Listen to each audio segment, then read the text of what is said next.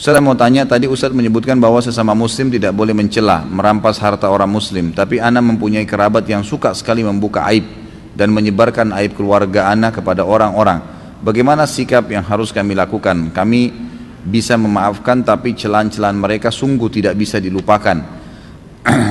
Kami menghindari bertemu mereka karena kalau bertemu pun mereka hanya menzalimi kami. Apakah sikap yang kami lakukan salah?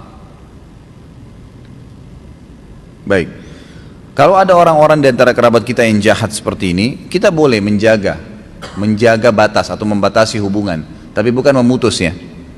Dan kita membenci sekali lagi perilaku itu saja. Jangan dinilai semuanya buruk orang itu. Kenapa sih ada kebaikannya?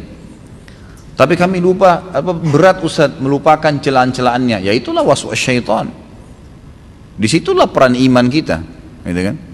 Seorang mukmin itu tidak akan dia biarkan hatinya rusak dengan celaan-celaan orang. Karena celaan orang itu hanya ucapan kok. Sama dengan pujian. Sepanjang lidahnya saja, kamu jelek, sudah selesai.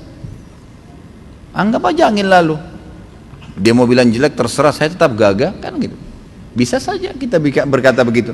Saya tetap cantik, saya tetap begini. Kita percaya Allah ciptakan saya begini dengan cara baik. Sudah. Nggak ada sesuatu yang harus berbekas kok sebenarnya. Gitu kan? Lain kalau pisau diiriskan ke badan, jasad kita rusak mungkin. Tetapi kalau seandainya hanya kata-kata saja, tidak ada sesuatu yang perlu dipedulikan. Allah Subhanahu wa taala sudah mengatakan kepada kita agar atau mengajarkan bagaimana menghadapi orang seperti ini.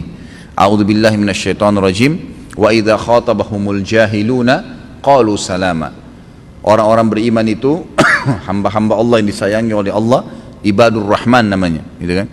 Mereka yang kalau melewati orang-orang jahil, kata ulama tafsir, jahil adalah suka mencaci maki, suka mencela, suka menilai buruk penampilan seseorang, gitu kan? Maka mereka berkata salama, artinya oh udah ngomong terserah kamu deh, nggak usah peduli, biarin aja, tetap aktivitas kita sehari-hari. Kita biarin Raqib dan Atid mencatat kebaikan-kebaikan saja. Dia mau cerita terserah dia, hubungan dia dengan urusan dia dengan Allah Subhanahu wa taala. Dan kita juga harus tahu ya, tadi saya sudah jelaskan ada kadar ya, ada qadha dan kadar. Subhanallah, kejahatan itu juga Allah ciptakan sebagai qadha. Allah ciptakan kebaikan dan keburukan, gitu kan? Dan perlu kita ketahui juga punya kadar. Subhanallah, kejahatan juga punya kadar loh. Kalau dia meninggal, selesai kejahatannya. Atau kata ulama minimal per hari itu ada berhenti kejahatannya. Misal dia jahat dari pagi nih, pasti ada saatnya dia letih, dia jenuh, dia berhenti ke kamar mandi, dia berhenti makan, dia tidur, berhenti kejahatannya, ada kadarnya itu. Kadang-kadang Allah SWT malah menghukum dia kalau dia sudah berlebihan. Mungkin dia meninggal tiba-tiba, mungkin dia jatuh, mungkin dia ini, mungkin dia itu, banyak hal. Jadi nggak usah terlalu khawatir, kita punya Tuhan Allah SWT dan semua sudah sesuai dengan kadarnya. Ada saatnya dia akan berhenti. Dan pada saat sekarang Anda akan mendapatkan pahala sabar. Ingat ya, pahala amal yang besar sekali adalah sabar.